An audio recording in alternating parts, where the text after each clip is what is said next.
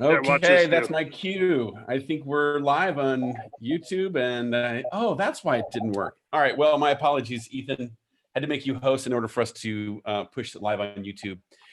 Well, it's Tuesday, May the 5th, and Tim, I see you spinning your camera around somewhere in the mountains of Colorado. Where in the world are you today on your cross-country journey? I know, right? I'm actually near Breckenridge, Colorado, and I'm out in this gorgeous park that's beautiful outside. I'm by a river. My kids have crossed the bridge over there, so I'm hoping they're safe as we are on our little adventure here. Well, I'm jazzed to get into today's topic because we're going to be talking about story, but more than that, I'm excited that we have a really great guest with us. But Tim, I'll let you make the introduction since you're even more acquainted with Megan than myself. Yeah, sure. Meg and I have known each other for, gosh, I want to say 3 or 4 years now. We've done some speaking circuits together, and I always appreciate her expertise. She can explain her background better, but what I love about Meg's story is that she starts with the story. A lot of the work that she does, and I thought it was relevant as a follow-up yesterday when we were talking about the value proposition and where we can always start that kind of external and eternal value of story. So Meg, thanks for joining us today and adding to our panel of experts, really out here promoting and making the world a better place through creative energy and effort. Yeah, thank you guys both for having me today. I really appreciate it. I am not in as beautiful a locale as you are. I'm in a nondescript room, but hopefully I can get outside soon. Yeah. Well, you're welcome to join me anytime you want. I'm going to move my camera one more time so it's not such a weird angle. So while you're getting set up, Tim, Megan, do you mind just telling us what's the nutshell of who you are and what you do? Yeah, I'm actually going to apply some learnings from yesterday's live stream. If you haven't seen it, check out the RevThink YouTube channel. All the replays are there. But if you did watch, you know, Joel talked through some thoughts on elevator speeches and how we describe ourselves. So with that in mind, I'll give a new and improved answer to your question. Oh, nice. No pressure. I'm a commercial director and branded content creator.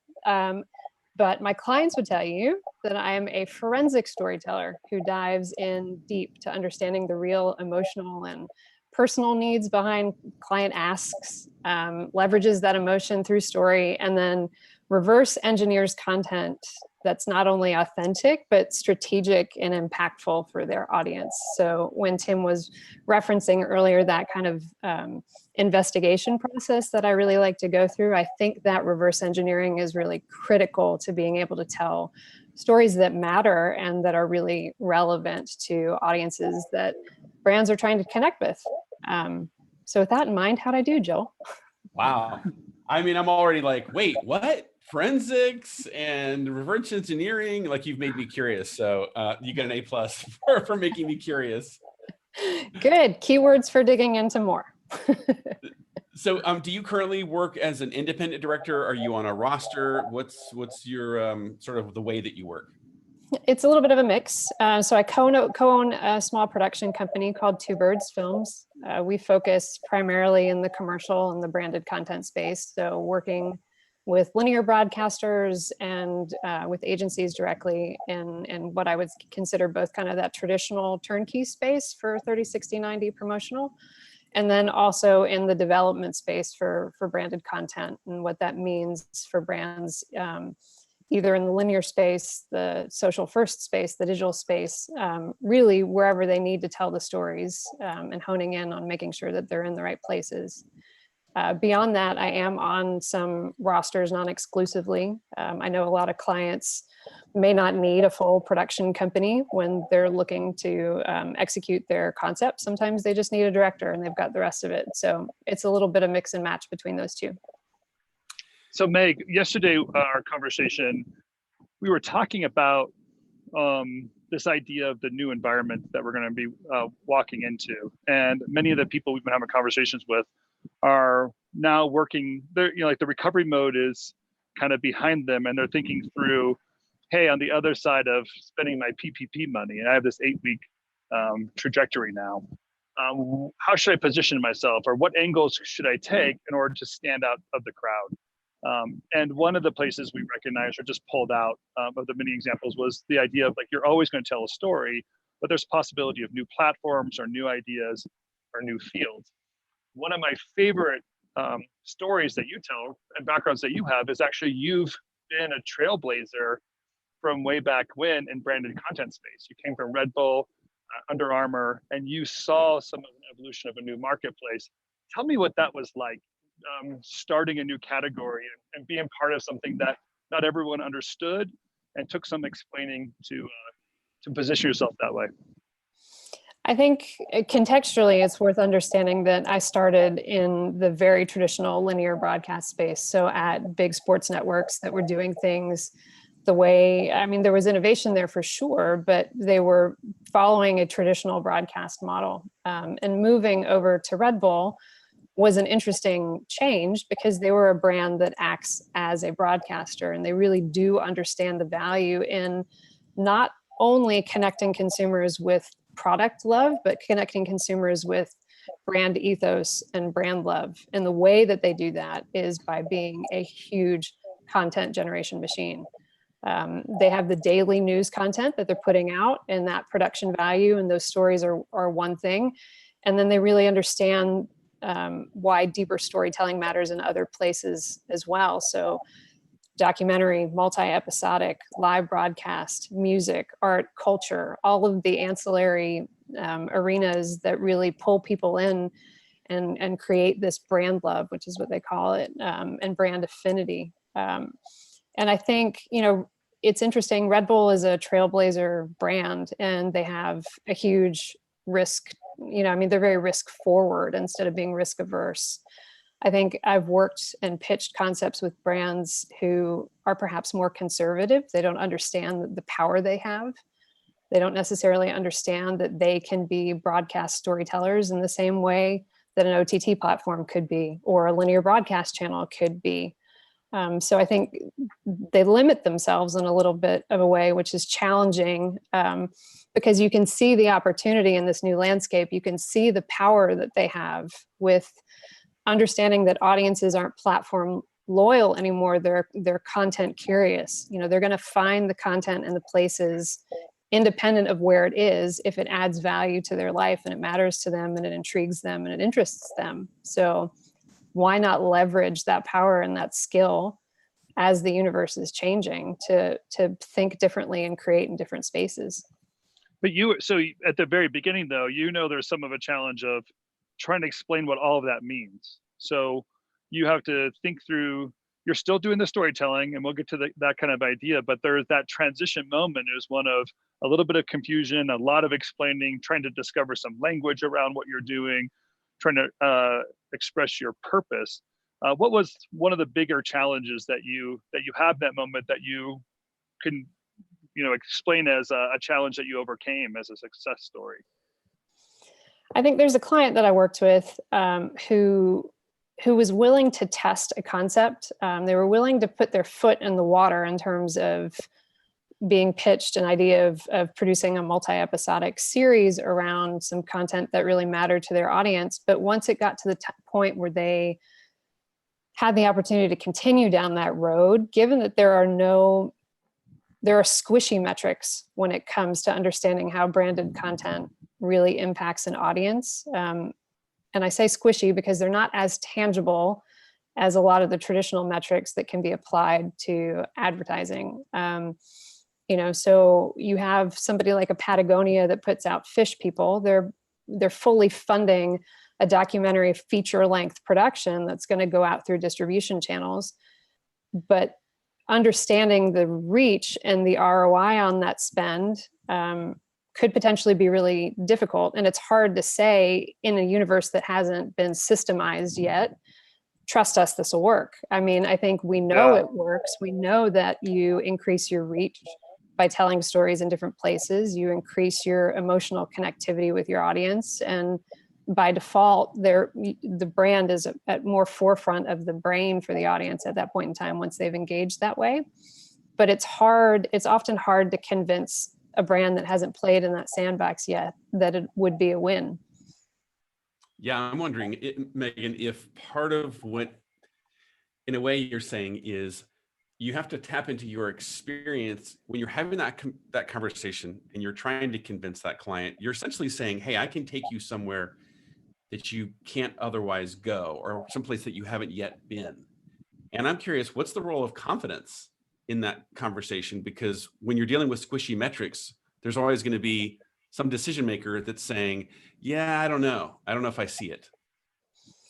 I think it's always useful to have tangible examples. And I'm lucky in that my background and my experience shows that that's the work that I have in my cache. That's the work that I've been focused on for the last, 5 to 10 years, depending on how you define branded content. And lately I've been saying, look at this previous work, look at where it moved, look at the audiences it impacted. And also let's look at case studies that aren't mine. Let's look at Johnson & Johnson in their production world. Let's look at Marriott. Let's look at what Patagonia is doing. Let's look at how Royal Caribbean essentially funded a full feature-length film and distributed it on Netflix, and why that worked and why it reached other audiences. It's putting a tangible in front of people so that they understand the value of what they're getting on the back end. I love what you just said, because what you said is there's a power in the why, and using someone else's case study or someone else's success lets you focus back on why a client or a person would want to do something differently. And if the why is in shape and why someone's going to do it, then the platform or the service or the capability can come alongside it and fit within that mold. Joel, I cut you off. What were you gonna say? No, I just thought I always appreciate, Megan, what I hear there is there's also a confidence that comes when you actually do show other people's work, because what you're saying is, hey, we as a creative industry are solving these kinds of problems. And there's that inner fear, right? Where an owner or a director might think, but if I show somebody else's work, the client's going to just ask me, well, why don't I call those people? And of course, the truth is, well, you could. You could call them, but I'm talking to you for a reason, because we have such a common why. We're so aligned on our purpose and what we're trying to do here. I think I'm a great fit for this. I'm trying to help you see it and trying to help you connect the dots so that you can make an informed decision and we can move forward. I think there's a degree of special sauce there too that we each bring to the table. Just because you have special sauce doesn't diminish mine. So if I'm showing somebody else's work to suggest that there's a trend of success in this space, I'm not diminishing who I am, what I've done, where I've been, or what I can bring to you. I think it's a layer cake of intersection points. You're choosing to work with somebody, as you said yesterday, both of you said this yesterday, but you choose to work with people, not companies. So you're choosing to work with me because I have a particular approach to storytelling that works for you, or I'm calm in places where you need calm direction, or I'm super focused in this particular area that maybe somebody else didn't get. Whatever it is a combination of factors, and me showing somebody else's work is not going to diminish those additional factors that might make me perfect and relevant for that job. So Joel, if you want to hear confidence, all you have to do is rewind the last thing that Meg just said, because it's 100% confidence. That's what confidence sounds like. She's not afraid of the competition. She understands who she is. She knows the value she presents, and she's willing to have an open conversation and not be afraid of what it takes from her. That's what confidence sounds like. I love it, Meg. Well, Meg, I'm also thinking about the era that we're all moving into. Right. And I'm sort of curious to hear, how do you see this confidence, this ability to have these kinds of conversations to move forward without fear? How is that going to influence potential projects and work that you're going to be doing in the future, knowing that people are generally less certain, more skeptical, they're going to be pulling triggers more slowly? Like, how are you going to, in a sense, meet that challenge? I would say, I think that there are going to be people and brands and companies and decision makers that pull slowly. And then there's going to be decision makers that are ready to make a splash and make a difference. Understanding, like, I'm always going to go back to this emotional connection, either between you and I as client vendor, or brand and audience, and how we're reacting to each other. And what I think is really interesting and what will be important moving forward is we've been living in a space of fear and uncertainty with lack of control. is some portion of the population that's going to need security and safety and comfort on the back end of this. And there's going to be some portion of the population that wants to move as far away from that as possible. So reading the tea leaves of your audience and understanding what they need and who they are. So when I talk about forensic storytelling, it is understanding the really truly the individuals that are in that group and understanding that there isn't one size fits all. So as a brand, you're going to stand for one of those two things, or you're going to stand for nothing, but making a choice, understanding what your people need and what's going to connect with them is going to be the key, I think, moving forward. So Tim, you know what I'm hearing there is, in a way, what I heard Megan saying was, okay, so as a brand, you're going to have to pick a lane. You're going to have to be narrowly positioned. You're going to have a clear why, just like Megan has a clear why and is picking a lane. So it's almost that what's good for the goose is good for the gander. Yeah, that's great. Meg, you've been talking about forensic storytelling. Tell us what that means, what you mean specifically when you say forensic storytelling, and what your technique or method is in doing that. So admittedly, that was a happy accident that term came as a result of a consulting gig that I was on. And I'd been trying to explain to my client that the importance of walking backwards into the process and not doing everything in a cookie cutter type fashion. And without giving too many of their details out, it was an academic institution that was doing a capital campaign. They had passed their first stage of fundraising, and they wanted to put out a bunch of story-driven content to continue the next round of fundraising. And what they had said to me was, how do we modify what we have and push it out so that people will give? And I said, with all due respect, why would you ever want to? And they said, we don't understand. And I said, let's rewind it back and take a look at who you were talking to versus who you want to talk to, how who you were talking to were motivated and how who you want to talk to are motivated. Those are entirely different things. So if you serve up the same story, the same verbiage, the same nomenclature, the same packaging, you're not going to, you would have had those people already if they were going to give in that space. So you have to really turn the box on its side and go, okay, well, who are these people? What are they motivated by? Why would they, no one actually pulls a checkbook out of their wallet anymore, but, why would they pull their checkbook out, write a check and donate to this institution? And those reasons and that why and that investigation is going to be entirely different than round one. And they said, within that context, they actually were the ones that said, oh, well, it sounds like a very forensic process. You should have been an investigator. And I said, actually, that you've encapsulated it really well in terms of storytelling. There is that forensic nature to it that really is valuable and useful into making sure that what you're putting out at the back end matters and achieves what they're trying to achieve and moves the needle in a different direction. And that you have got to come across as one of the smartest storytelling directors out there when you're able to reverse engineer someone's ideas, help them find the market, and really collaborate them on a strategic level than just simply going with the pick me, look at my latest reel, look at my prettiest spots. I'm capable of doing something creative. It really is a collaboration solving their exact problems. We obviously love that. We promote that a lot and love that. So what next for you, Megan? When you look into the future, what's getting you excited about? Obviously we're in this weird season in this era in the the history of the planet, but are you starting to relish the opportunities and where things are going to go and how you can meet some of the challenges that are coming at us? I think there's an interesting landscape that I'm noticing as we're working through the process or what is Corona. I have these conversations with folks who'll say like, oh, production must be terrible because you've come to a standstill and nothing's happening. And I said, yeah, for the most part, for the jobs that require you to be on set, that's not happening right now. There's alternatives and solutions. But the development conversations are still happening because I'm noticing a trend, both from the broadcast and the linear perspective, but from the brand's perspective, where they're starting to notice that folks and audiences need new content. They need new stories, and there are opportunities to fill that void with stories that can be impactful.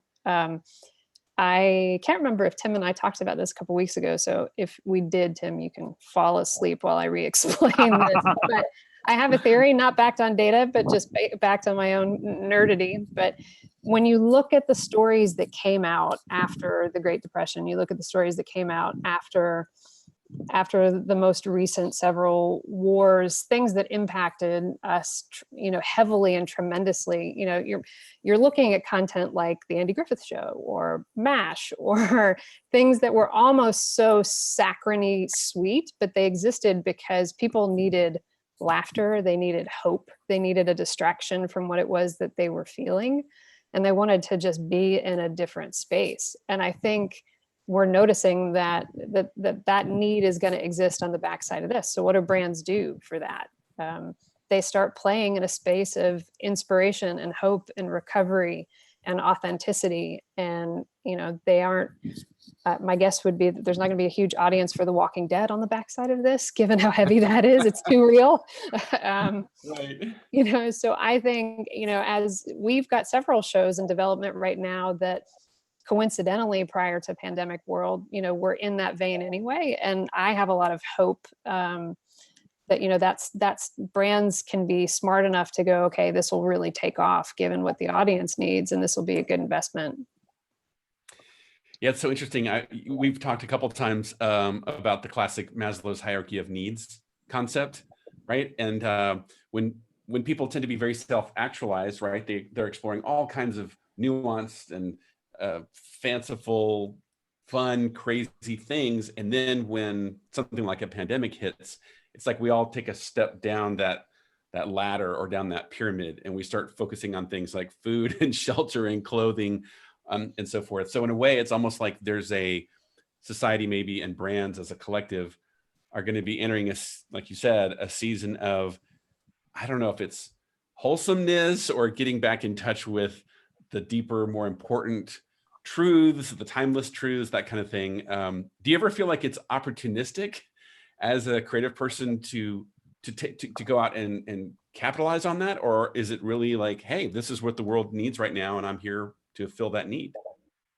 Personally, I'm drawn towards good human stories, regardless of time and place. So I was just as driven before pandemic world to tell human stories that connect us emotionally as I am on the back end of it. So for me, that doesn't feel opportunistic. What feels exhausting and opportunistic right now is the influx of ads. And I know that you guys have been talking about this in your last couple streams, but everyone producing the same ad. We're all here for you. We're all here together. Well, I saw an eyeglass ad the other day. I think it was for eyeglasses, saying your vision is in terrible times, your vision is the most important thing. And you kind of go, really? Like that? So, that sort of thing seems very opportunistic to me, but it's very subjective.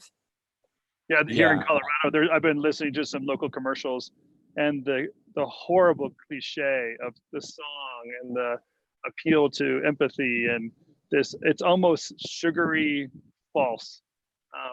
But you can recognize this. It is recognizing a need. It's trying to not be tone deaf to the need and simply push some kind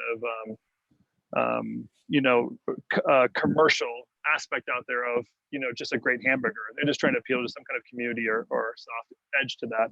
And to your point, you can see how that trend would necessarily need to carry on to other pieces of content or some longer story brand than simply just be binary and skip back to the way it was. It is going to transition through this method, and there is some sensitivity to that need as we kind of move on through the rest of this year. So Megan, I'm curious to ask you this thought. When you think about the people that are here listening and maybe other owners of creative firms, but they might be in motion, they might be animation, they could be sound design, who knows? When you think about your method, do you have any suggestions for how people might take that method and apply it in their specific space? That might be a separate broadcast. Yeah, it might be. It might be like a whole conversation. I have really strong opinions that stories are powerful and they exist in multiple spaces for a reason. And I would be the first to tell a client, maybe visual storytelling isn't the right place for you. Maybe audio storytelling, maybe animation is the right place for you. Let's figure out how to get you there. If that's the place, if that's the sandbox your audience lives in, they're going to continue to live in that place. They're going to continue to have a want and a need. So keeping that audience front of mind and understanding that it's a yes and conversation in a lot of ways. How does one thing amplify another? How do the layers work together to create something magical on the back end collectively, as opposed to saying this is the only lane that works for storytelling? You know, I hope that answered you. Well, I think you do make a good point that there's probably so much there that we could unpack, because I'm guessing I could, as you and I've talked in the past, I think there's, I don't know if it's a 5 or a 10 point almost discovery and method for how you take storytelling and apply it as a problem solving tool. Am I maybe characterizing it properly? Yeah, there are several pillars that I call that the money slide in the presentation of where I believe stories fall into. I mean, I believe strongly that there's 4 of them. There's the show me pillar, the teach me pillar, the entertain me pillar, and the inspire me pillar. And based on what it is that you're trying to serve to your audience, figuring out how your story fits in that pillar and how you really authentically deliver against that.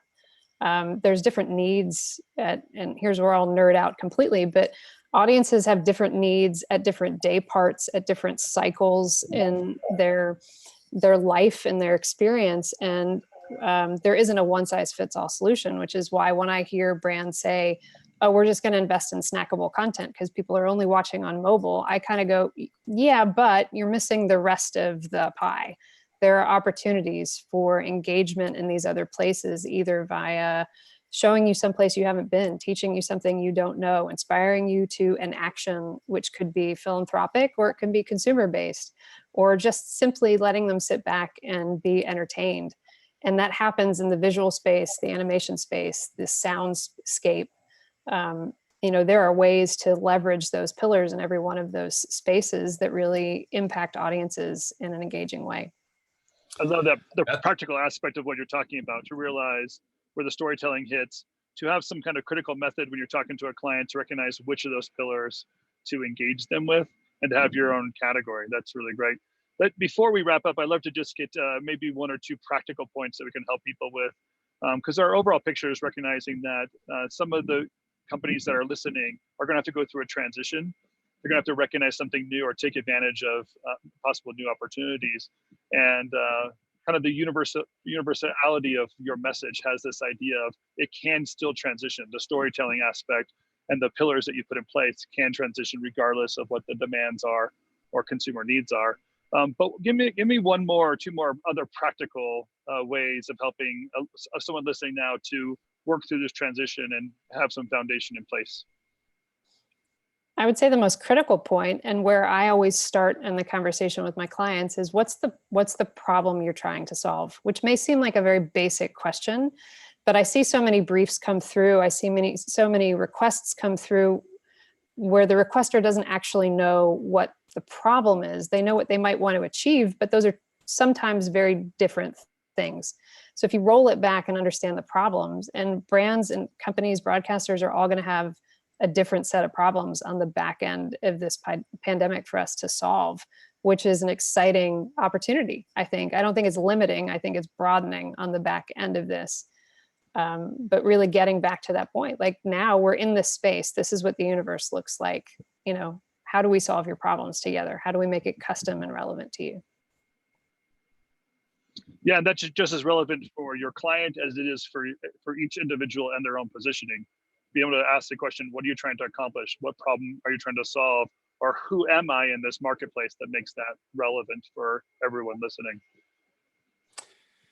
Well, we should probably wrap it up here. It is 1 minute past our allotted time. Megan, thank you so much for being on here. This has been so interesting. I'm looking forward to at some point finding an appropriate outlet or platform or place to go into this conversation more deeply, because it sounds like there's a lot of practical stuff that people in different creative spaces could apply your method. I think it's really cool, and I appreciate you sharing it. Thank you so much. I'm so happy to be here with you guys today. Oh, that's awesome. Tim, Yeah. thanks for being here too from your continuing road journey across America. Thank you. And Meg, thanks for taking my phone call earlier and being willing to jump on and help us. We appreciate what you brought in. Joel, good luck with DDD. I know that's coming up. You've got to be T-minus 1 day or 2 days, right? So looking forward to your big presentation. I'm cramming for finals tonight because I'm on tomorrow morning, 10 a.m. Central Time. So hopefully a lot of people here will be watching all the speakers at Digital Design Days. That's going to be a big event, something like 20,000 people registered. So I have no idea what that means. I'm trying not to think about it. And maybe we could just capture that and do a rebroadcast during our daily briefing and give you a break for the day. Yeah, it sounds like fun. Well, everyone here, please give Megan a big hearty thank you and shout out, and make sure that you guys connect inside 7 Ingredients or wherever. And Megan, thanks again. Best of luck as you continue to navigate the crazy times. Thanks. I appreciate it. Thanks, All right, man. everyone, have a good day. Bye, we'll see you tomorrow. Yep. Bye, Tim.